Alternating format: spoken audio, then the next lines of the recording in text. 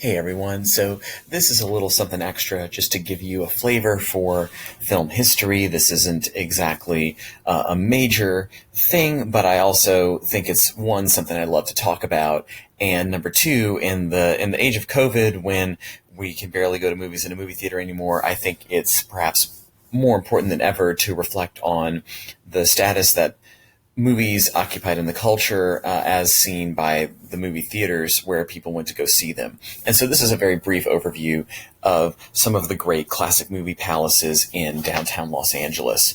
And so for a time period, we had 6 blocks on Broadway in downtown LA where there were 12 movie theaters that were some of the grandest places to see a motion picture on the planet. The first one opened in 1911.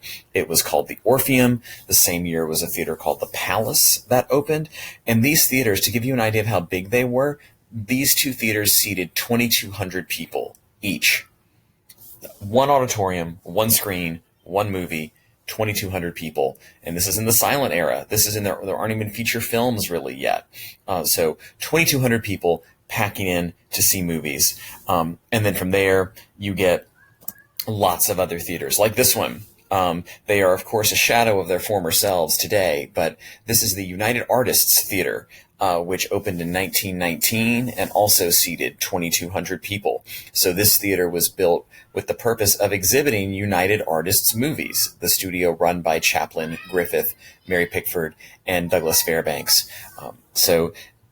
Huge buildings, magnificently decked out, and of course, each one trying to top the other.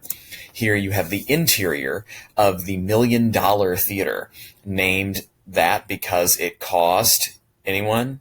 $1 million to build. This is movie exhibitor, movie giant Sid Grauman's first attempt at a movie theater, a movie palace. You know him best maybe for Grauman's Chinese Theater, which we'll look at in a moment. The last one of the movie palaces to be built was the Los Angeles Theater, which opened in 1931, and it was built for the premiere of Charlie Chaplin's movie City Lights.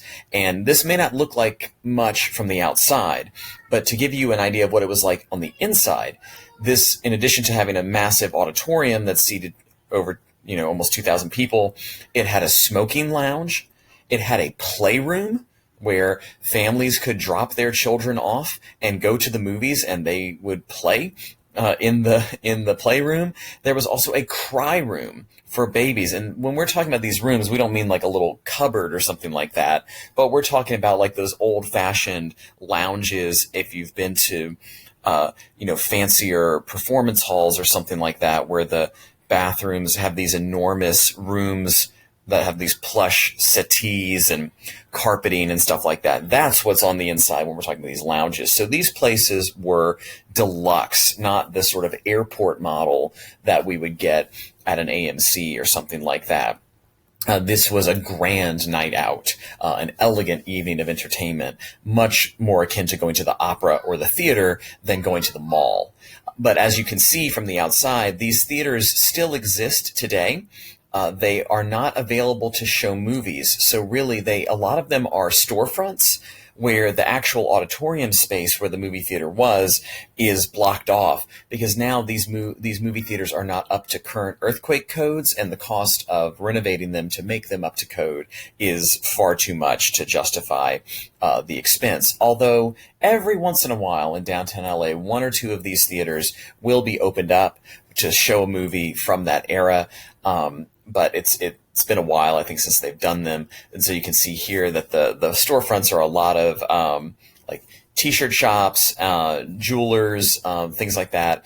So you can walk past them all and see them, but usually you're like walking past a store that has a weird movie theater marquee in front of it. So it is kind of a sad relic of yesteryear. But we have traces of it. Of course, there's Grauman's Chinese Theater on Hollywood Boulevard, built by Sid Grauman after he had done the Egyptian and the $1 Million Theater, and then he did the Chinese Theater. So a lot of the showmanship was also built upon embracing ethnic stereotypes from non-white portions of the world.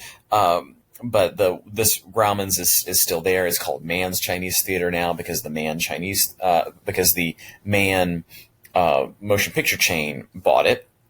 And then you also have things like the Cinerama Dome on Sunset Boulevard in Los Angeles that is part of the ArcLight theater chain. This is probably one of the best places in Los Angeles to see a movie. It's still open, and if you've been there or if you have a chance to check it out, you definitely should. So anyway, just a little something to give you a flavor of what movie palaces used to be, and now that we're looking at movie theaters perhaps becoming nostalgia or fetish objects, I thought you might like to see what the real fancy ones looked like once upon a time in Hollywood.